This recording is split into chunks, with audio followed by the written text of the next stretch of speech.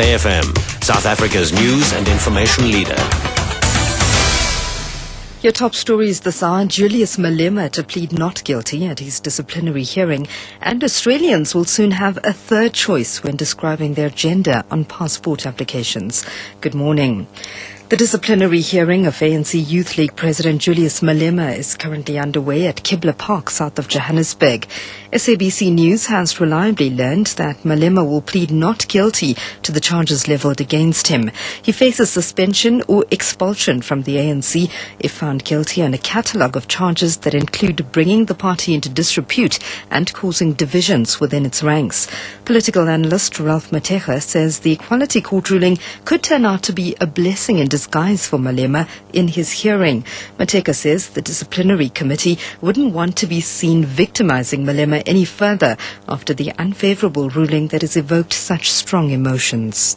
My sense is that as they are going into this hearing, like if you victimize them in this disciplinary hearing, you are in a sense affirming that judgment in the Equality Court. So it's going to be very difficult for them to separate the impact of this disciplinary hearing and the Equality Court ruling. Staying with political matters, an ANC Youth League member from the Waterloo area in Durban has been arrested on charges of intimidation. The police's Vincent Mdunge says this follows a series of allegations of intimidation levelled against two senior ANC members. Mdunge says members of the organised crime unit arrested the suspect. Two senior citizens who have been identified as the senior members of the ANC at local level in Waterloo. These senior citizens were receiving life threats from an unknown person via the SMSs. Cases of intimidation were opened, which then were investigated by the Durban Organized Crime. The officers have narrowed their investigation to a 22-year-old young man who also belongs to the Youth League. That person has since been arrested, and he is going to be appearing this morning at Verulam Court facing charges of intimidation. IFP Member of Parliament, the Reverend Musa Zondi, says the party and its leader, Mangosuthu Buthelezi, are often not recognized for the role they played in the struggle against apartheid. Zondi was participating in the debate on Heritage Day in the National Assembly.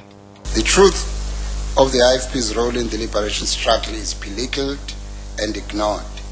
In debates like this, the ruling party remembers icons from the ANC, but it does not remember Prince Mangosuthu Buthelezi, whose uncle was the founder of the ANC in 1912, whose mentor was Nkosi Ntuli, who undermined the apartheid system from within at the behest of Oliver Tambo.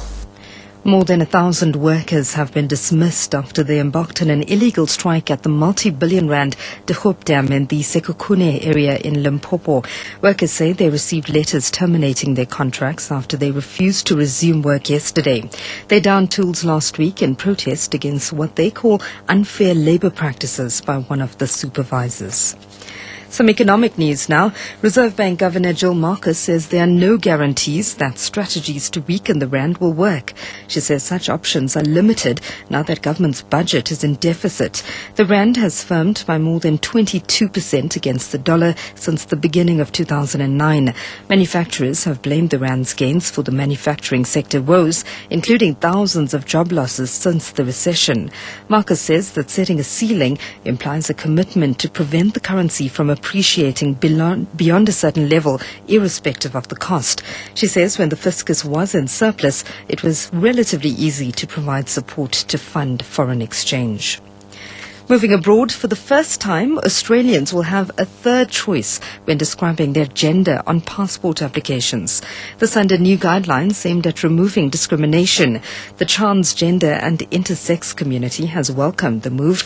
It's called for Australia's state governments to follow suit by allowing birth certificates to also be altered without the prerequisite of surgery.